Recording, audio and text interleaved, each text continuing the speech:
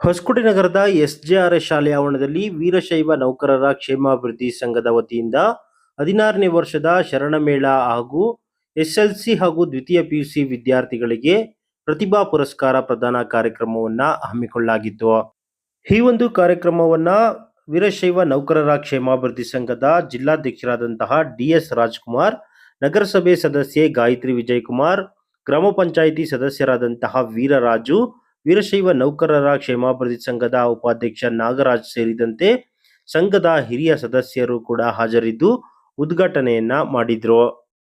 ಸಂಘದ ಜಿಲ್ಲಾಧ್ಯಕ್ಷರಾಗಿರುವಂತಹ ಡಿಎಸ್ ರಾಜ್ಕುಮಾರ್ ಅವರು 2009ರಲ್ಲಿ ಈ ಸಂಘವನ್ನ ಪ್ರಾರಂಭ ಮಾಡಿದ್ರಂತೆ. ಈ ಸಂಘ ಪ್ರಾರಂಭ ಮಾಡಲಿಕ್ಕೆ ಮುಖ್ಯ ಕಾರಣ ದಿವಂಗತ ಜಗದೀಶ್ ಕೆಂಗನಾಳ್ ರವರು 2009ರಲ್ಲಿ ಡಿಎಸ್ ರಾಜ್ಕುಮಾರ್ ಅವ್ರ ಹತ್ರ ಬಂದ್ಬಿಟ್ಟು, ಸರ್ ಈಗಾಗಲೇ ಹಲವಾರು ಸಂಘಗಳು ಬಂದು ನಮ್ಮ ಹತ್ರ ಶುಲ್ಕವನ್ನ ತಗೊಂಡು ಏನು ಮಾಡ್ದಿರಾ ಹಾಗೆ ಹೋಗಿದೆ, ಹಾಗಾಗಿ ನೀವೊಂದು ಸಂಘವನ್ನ ಪ್ರಾರಂಭ ಮಾಡಲೇಬೇಕು ಅಂತ ರಾಜ್ಕುಮಾರ್ ಅವ್ರ ಹತ್ರ ಬಂದು ಮನವಿ ಸಲ್ಲಿಸಿದಾಗ ಅಂದು ಈ ಒಂದು ಸಂಘವನ್ನ ಪ್ರಾರಂಭ ಮಾಡಲಾಯಿತು.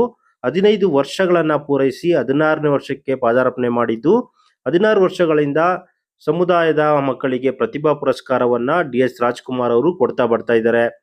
ಇನ್ನು ಪ್ರತಿಭಾ ಪುರಸ್ಕಾರವನ್ನ ಪ್ರದಾನ ಮಾಡಿದ ಬಳಿಕ ಸಂಘದ ಜಿಲ್ಲಾಧ್ಯಕ್ಷರಾದ ಡಿಎಸ್ ರಾಜ್ಕುಮಾರ್ ಅವರು ಮಾತನಾಡಿದ್ರು.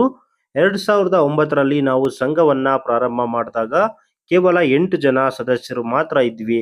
ಆದ್ರೆ ಈಗ 16ನೇ ವರ್ಷಕ್ಕೆ ಕಾಲಿಟ್ಟಿದ್ದು ಸುಮಾರು 680ಕ್ಕೂ ಹೆಚ್ಚಿನ ಸದಸ್ಯರಿದ್ದೇವೆ. ಅಂದಿನಿಂದ ನನ್ನನ್ನೇ ಜಿಲ್ಲಾಧ್ಯಕ್ಷರನ್ನಾಗಿ ಮಾಡಿದ್ದಾರೆ. ಪ್ರಮುಖವಾಗಿ ನಾವು ಸಂಘದಲ್ಲಿ 16 ಲಕ್ಷ ಹಣವನ್ನ ಇಟ್ಟಿದ್ದೇವೆ. ಪ್ರತಿ ಬಾರಿ ನಾವು ಈ ಒಂದು ಕಾರ್ಯಕ್ರಮಕ್ಕೆ ಯಾರಿಂದಲೂ ಕೂಡ ₹1 ದೇಣಿಗೆ ತಗೊಳ್ಳಲ್ಲ. ನಮ್ಮ ಸಂಘದ ಹಣದಲ್ಲೇ ನಾವು ಈ ಒಂದು ಕಾರ್ಯಕ್ರಮವನ್ನ ಮಾಡಿ ವಿದ್ಯಾರ್ಥಿಗಳಿಗೆ ಶೈಕ್ಷಣಿಕ ಪ್ರಗತಿಗೆ ಪ್ರೋತ್ಸಾಹ ನೀಡುತ್ತಿದ್ದೇವೆ ಅಂತ ತಿಳಿಸಿದ್ರು. ಇನ್ನು ಇದೇ ಸಂದರ್ಭದಲ್ಲಿ ಕಾರ್ಯಕ್ರಮವನ್ನ ಉದ್ದೇಶಿಸಿ ನಗರಸಭೆ ಸದಸ್ಯೆ ಗಾಯತ್ರಿ ವಿಜಯಕುಮಾರ್, ನಂದಗುಡಿ ಗ್ರಾಮ ಪಂಚಾಯಿತಿ ಸದಸ್ಯ ವೀರರಾಜುರವರು ರಾಜ್ಕುಮಾರ್ ಅವರ ಕಾರ್ಯಕ್ಕೆ ಶ್ಲಾಘನೆ ವ್ಯಕ್ತಪಡಿಸಿ ಮಾತನಾಡಿದ್ರು. ಈಗ ನಾವು ವೀರಶೈವ ನೌಕರರ ಕ್ಷೇಮಾಭಿವೃದ್ಧಿ ಸಂಘದಿಂದ ಸುಮಾರು 16 ವರ್ಷಗಳಿಂದ 15 ವರ್ಷ ಪೂರೈಸಿ ಇವತ್ತು 16 ವರ್ಷದ ಶರಣಮೇಳ ಕಾರ್ಯಕ್ರಮವನ್ನು ಏರ್ಪಡಿಸಿದ್ದೀವಿ. ಮತ್ತೆ ಈ ಕಾರ್ಯಕ್ರಮದಲ್ಲಿ SLC ಮತ್ತು PUC ಅತಿ ಹೆಚ್ಚು ಅಂಕ ಪಡೆದಂತ SLC 90% ಮತ್ತೆ PUC 85% ಪಡೆದಂತ ವಿದ್ಯಾರ್ಥಿಗಳಿಗೆ ಇವತ್ತು ಪುರಸ್ಕಾರ ಮಾಡಿದ್ದೇವೆ, ಪ್ರತಿಭಾ ಪುರಸ್ಕಾರ. ಇದೇ ರೀತಿ ನಮ್ಮ ನೌಕರ ಸಂಘದಲ್ಲಿ ಸುಮಾರು 680 ಜನ ಸದಸ್ಯರಿದ್ದು ಪ್ರತಿ ವರ್ಷದಂತೆ ಈ ವರ್ಷವೂ ತರ ನಡೆಸ್ಕೊಂಡು ಬಂದಿದ್ದೀವಿ. ಇವತ್ತು ಅದ್ದೂರಿಯಾಗಿ ನಾವು ಗೆಸ್ಟ್ಗಳು ಕರೆದಿದ್ವಿ. ಗೆಸ್ಟ್ಗಳೆಲ್ಲ ಬಂದು ಮುಖ್ಯ ಅತಿಥಿಗಳು ನಂದಕುಮಾರ್ ಆಗ್ಬೋದು, ನಂದಗುಡಿ ವೀರರಾಜು ಗ್ರಾಮ ಪಂಚಾಯತ್ ಸದಸ್ಯರಾಗ್ಬೋದು, ವಿಶೇಷವಾಗಿ ನಮ್ಮ ನಗರಸಭೆ ಸದಸ್ಯರಾದ ಗಾಯತ್ರಿ ವಿಜಯಕುಮಾರ್ ಅವರಾಗ್ಬೋದು, ಮತ್ತೆ ನಮ್ಮ ಹಿರಿಯ ಪ್ರಾಂಶುಪಾಲರು ಅವರು ಕೂಡ ಬಂದಿದ್ರು, ಮನಹಳ್ಳಿ ಶಿವಣ್ಣವರಾಗ್ಬೋದು, ನಾಗರಾಜ್ ಆಗ್ಬೋದು, ಮತ್ತು ಇನ್ನೇ ಅನೇಕ SLV ಚಂದ್ರು ಆಗ್ಬೋದು, ಇನ್ನು ಅನೇಕ ಮುಖ್ಯ ಅತಿಥಿಗಳು ಬಂದು ಭಾರಿ ಅದ್ದೂರಿಯಾಗಿ ಕಾರ್ಯಕ್ರಮ ನಡೆಸ್ಕೊಟ್ರು. ಅದಕ್ಕೋಸ್ಕರ ನಾನು ಎಲ್ಲರಿಗೂ ಧನ್ಯವಾದ ಹೇಳಿ, ವಿಶೇಷವಾಗಿ ಮಕ್ಕಳಿಗೆ ಹೇಳೋದಂದ್ರೆ ಒಳ್ಳೆ ಉನ್ನತ ಸ್ಥಾನಕ್ಕೆ ತಂದೆ ತಾಯಿ ಗೌರವ ಕೊಡ್ಲಿ, ಆ ಊರಿನ ಗೌರವ ಕೊಡ್ಲಿ, ಸ್ಕೂಲ್ ಗೌರವ ಕೊಡ್ಲಿ ಅಂತೇಳಿ ನಮ್ಮ ಆಸೆ.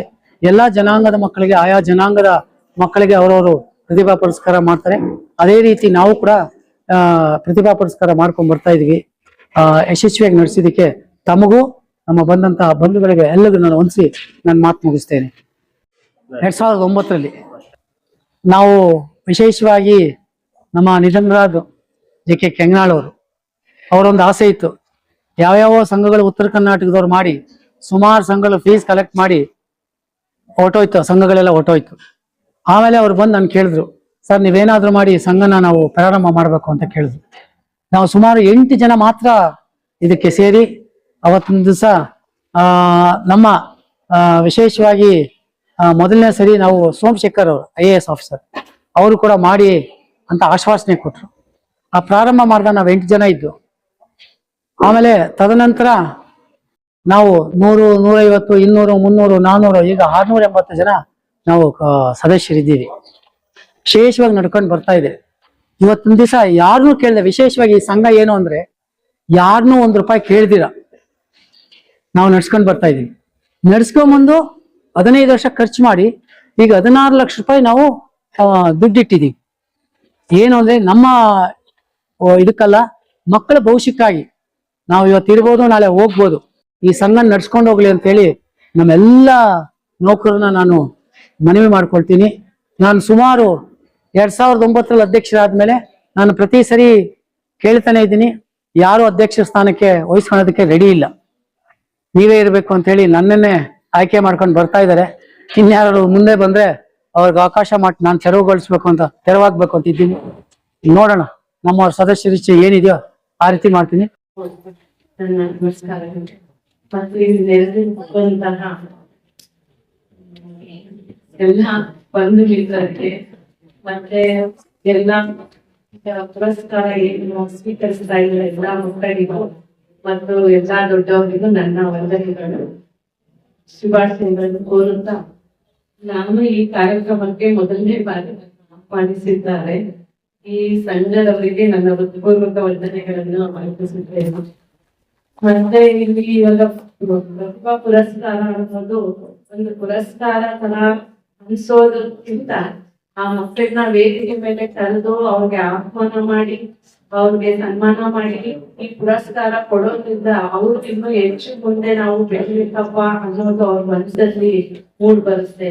ಅದೊಂದು ಉತ್ತಮವಾದ ಒಂದು ಅವಕಾಶ ಕೊಡ್ತಾ ಇದ್ದಾರೆ ನಮ್ಮ ಸಂಘದಿಂದ ಮಕ್ಕಳಿಗೆ. ಇಷ್ಟೇ ನನ್ನ ಮಾತನ್ನು ಮುಗಿಸ್ತೇನೆ. 16 ವರ್ಷದಿಂದ ಈ ಸಂಘವನ್ನ ಪ್ರಾರಂಭ ಮಾಡಿ ನಿರಂತರವಾಗಿ ಕಾರ್ಯಕ್ರಮವನ್ನು ಆಯೋಜನೆ ಮಾಡಿ ಇವತ್ತವರೆಗೂ ಇದನ್ನ ನಿಲ್ಲಿಸದೆ ನನ್ನ ಮನೆ ಕೆಲಸ ಅಂತ ಹೇಳೋ ರೀತಿಯಲ್ಲಿ ಇವತ್ತು ರಾಜ್ಕುಮಾರ್ ಅವರು ಈ ಕಾರ್ಯಕ್ರಮವನ್ನ ನಿರಂತರವಾಗಿ ಮಾಡ್ಕೊಂಡು ಹೋಗ್ತಾ ಇದ್ದಾರೆ. ಅವ್ರಿಗೆ ನಾವು ಎಷ್ಟು ಅಭಿನಂದನೆ ನೀಡಬೇಕು ಸಾಕು. ಯಾಕಂದ್ರೆ ಒಂದು ಸಂಘನ ನಾವು ಒಂದು ಜವಾಬ್ದಾರಿಯನ್ನು ತೆಗೆದುಕೊಂಡ್ಮೇಲೆ ಅದರಲ್ಲಿ ವಿರಮಿಸದೆ ನಿರಂತರವಾಗಿ ಆ ಕೆಲಸವನ್ನ ಚಾಲೂ ಇಟ್ಕೊಂಡು ಎಲ್ಲ ಸಂಘದ ಸದಸ್ಯರು ಶರಣ ಬಂಧುಗಳನ್ನ ಒಂದು ಕಡೆ ಸೇರಿಸಿ ಒಂದು ಕಾರ್ಯಕ್ರಮ ಮಾಡೋದಿದೆಯಲ್ಲ, ಅದು ಇವತ್ತಿನ ಮಟ್ಟದಲ್ಲಿ ತುಂಬಾ ಕಷ್ಟದ ಕೆಲಸ. ಅದು ಕೂಡ ಅದನ್ನ ಮಾಡಿಕೊಂಡು ಸಮಾಜದ ಮಕ್ಕಳನ್ನ ಹೆಚ್ಚು ಅಂಕ ಗಳಿಸಿದಂತ ಮಕ್ಕಳನ್ನ ಗುರುತಿಸೋಕೆ ಪ್ರತಿಭಾ ಪುರಸ್ಕಾರ ಅಂತ ಹೇಳಿ 16 ವರ್ಷದಿಂದ ಕೂಡ ಈ ಕಾರ್ಯಕ್ರಮವನ್ನ ಮಾಡ್ಕೊಂಡು ಬರ್ತಾ ಇದ್ದಾರೆ. ಅದು ಸಮಾಜದ ಎಲ್ಲ ವರ್ಗದ ಜನರನ್ನ ಗುರುತಿಸಿ ಅವ್ರನ್ನೂ ಕೂಡ ಈ ಸಮಾವೇಶಕ್ಕೆ ಆಹ್ವಾನ ಮಾಡಿ ಸನ್ಮಾನಿಸಿ ಅವರು ಕೂಡ ಸಮಾಜದ ಮಿತ್ರರಿಗೆ ಪರಿಚಯ ಮಾಡಿಕೊಳ್ಳುವಂತ ಕೆಲಸ ಕೂಡ ಮಾಡ್ಕೊಂಡು ಬರ್ತಾರೆ. ಇವತ್ತು ಪ್ರತಿಭಾ ಪುರಸ್ಕಾರ ನಡೀತಾ ಇರೋದ್ರಿಂದ ಮಕ್ಕಳನ್ನ ನಾವು ಕೇವಲ ಅಂಕದ ಅಳತೆಯಲ್ಲಿ ಅಳತೆ ಮಾಡೋದು ಒಳ್ಳೆಯದಲ್ಲ. ಎಲ್ಲ ಮಕ್ಕಳಲ್ಲೂ ಕೂಡ ಈಗ 85% 90% ತಗೊಂಡಿರೋ ಮಕ್ಕಳಲ್ಲೂ ಕೂಡ ಎಷ್ಟು ವಿದ್ಯೆ ಇದೆಯೋ ಅಷ್ಟೇ ಕೂಡ ಹಿಂದುಳಿದಂತ ಮಕ್ಕಳಲ್ಲೂ ಕೂಡ ಯಾವುದೋ ಒಂದು ವಿಚಾರದಲ್ಲಿ ಅವರು ಮುಂದುವರೆದಿರ್ತಾರೆ. ಅದನ್ನ ತಂದೆ ತಾಯಿ ಆಗಿರ್ತ ನಾವು ಗುರುತಿಸ್ಬೇಕಾಗ್ತದೆ. ನಾವೇನ್ ಮಾಡ್ತೀವಿ, ಅಷ್ಟೊಂದು ಮಾರ್ಕ್ಸ್ ಕಲ್ತಿದ್ದಾರೆ, ನೀನ್ ಕಮ್ಮಿ ಕಲ್ತಿದ್ದೀಯ ಮಕ್ಕಳನ್ನ ನಾವು ಬೇರೆ ಕಂಪೇರ್ ಮಾಡೋದನ್ನ ಬಿಡ್ಬೇಕು.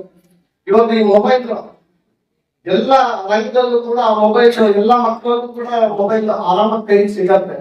ಇಡೀ ಪ್ರಪಂಚನೇ ನಾವು ಮೊಬೈಲ್ ಅಲ್ಲಿ ಏನ್ ಪ್ರಪಂಚದ ಎಲ್ಲಾ ವಿಚಾರಗಳನ್ನು ಕೂಡ ನಾವು ಮೊಬೈಲ್ ಅಲ್ಲಿ ನೋಡ್ಬೋದು. ಮಕ್ಕಳು ಮೊಬೈಲ್ ಅಲ್ಲಿ ಆಸಕ್ತಿ ಜಾಸ್ತಿ ಇದೆ, ಆದ್ರೆ ಪುಸ್ತಕ ಓದೋದನ್ನ ಕಮ್ಮಿ ಮಾಡಿದ್ದಾರೆ. ದೊಡ್ಡವರು ಹೇಳ್ತಾರೆ, ನೀವು ಮೊಬೈಲ್ ನೋಡಿ ತಲೆ ಬಗ್ಸಿದ್ರೆ ಜೀವನದಲ್ಲಿ ತಲೆ ಇರ್ತಕ್ಕಾಗಲ್ಲ, ಅದೇ ಬುಕ್ ಮುಂದೆ ತಲೆ ಬಗ್ಸಿದ್ರೆ ಆ ಪುಸ್ತಕ ಅನ್ನೋ ಜ್ಞಾನ ಅದನ್ನ ಸಮಾಜದಲ್ಲಿ ತಲೆ ಮಾಡುತ್ತೆ. ಹಾಗಾಗಿ ಈಗ ರಾಜ್ಕುಮಾರ್ ಅವರು ಇರ್ಬೋದು, ತೆಂಡೂಲ್ಕರ್ ಇರ್ಬೋದು. ತೆಂಡೂಲ್ಕರ್ ಎಷ್ಟು ಓದಿದ್ದಾರೆ, ಆದ್ರೆ ಅತ್ಯಂತ ಕಿರಿಯ ಪುರಸ್ಕಾರವನ್ನ ಭಾರತದಲ್ಲಿ ಕಳೆದಂತ. ಈಗ ಮಕ್ಕಳಲ್ಲಿ ನಾವು ಕೇವಲ ವಿದ್ಯೆಯಿಂದ ಮಾತ್ರಲ್ಲ, ವಿದ್ಯೆ ಎಷ್ಟು ಮುಖ್ಯವಾದ ಜೊತೆಗೆ ಕೌಶಲ್ಯ ಕೂಡ ಮುಖ್ಯ. ಮಕ್ಕಳಲ್ಲಿರ್ತಕ್ಕಂಥ ಕೌಶಲ್ಯವನ್ನು ಗುರುತಿಸಿ ಅವ್ರಿಗೆ ಯಾವ್ದ್ರಲ್ಲಿ ಇಂಟ್ರೆಸ್ಟ್ ಇದೆ. ನಾವೇಳ್ತೀವಿ, ಈಗ ನಾನು ಮಾಡಕ್ ಆಗದೆ ಇರೋದನ್ನ ನಾನು ಮಕ್ಕಳಲ್ಲಿ ಮಾಡ್ಸಕ್ ಹೋಗ್ತೀನಿ. ನೀನು ಇಂಜಿನಿಯರ್ ಆಗ್ಬೋದು, ಡಾಕ್ಟರ್ ಆಗ್ಬೋದು, ಇದೇನೋ ಆಗ್ಬೋದು. ಆದ್ರೆ ಮಕ್ಕಳಿಗೆ ಎಷ್ಟು SLC ಮುಗಿಸ್ತಾರೋ, SLC ಸ್ಟೇಟ್ ಸಿಲೆಬಸ್ ತಗೊಂಡಿರ್ತಾರೋ, CBSE ತಗೊಂಡಿರ್ತಾರೋ, ICI ತಗೊಂಡಿರ್ತಾರೋ ಅದನ್ನ ಮುಗಿಸ್ತಾರೆ. ಅದು PUC ಅನ್ನೋದಿದೆಯಲ್ಲ, ಅದು ನಿಜವಾಗ್ಲೂ ನಿರ್ಣಾಯಕವಾಗಿರ್ತಕ್ಕಂಥ. ಆ ಮಗು ಡಾಕ್ಟರ್ ಹೋಗ್ಬೇಕಾ, ಇಂಜಿನಿಯರ್ ಹೋಗ್ಬೇಕಾ, ನೀಟ್ ಬರೀಬೇಕಾ, ಇಲ್ಲ NIT ಬರೀಬೇಕಾ, ಈಗ ಹಲವಾರು ಗೊಂದಲಗಳ ಮಕ್ಕಳಲ್ಲಿ ಇರುತ್ತೆ. ಅದಕ್ಕೆ ಅವರು ಮೊದಲೇ ನಿರ್ಧಾರ ಮಾಡ್ಬೇಕು, ನನ್ನ ಗುರಿ ಇದು, ಈ ದಾರಿಗೆ ಹೋಗ್ಬೇಕು. ಮಕ್ಕಳು ಅರ್ಥ ಮಾಡ್ಕೋಬೇಕು. ತಂದೆ ತಾಯಿ ಆ ಮಕ್ಕಳಿಗೆ ಏನು ಇಷ್ಟ ಇದೆ, ಅವ್ರಿಗೆ ಏನು ಆಸೆ ಇದೆ, ಅದಕ್ಕೆ ನಾವು ನೀವೇಲಿ ಅಂತ ಕೆಲಸ ಮಾಡ್ಬೇಕು ಅಂತ ಹೇಳ್ತಾ ಇಲ್ಲಿ ನಮ್ಮನ್ನು ಆಹ್ವಾನ ಮಾಡಿ ನಾನು ಮಾತಾಡ್ಲಿಕ್ಕೆ ಅವಕಾಶ ಕೊಡುವಂತ ಎಲ್ಲ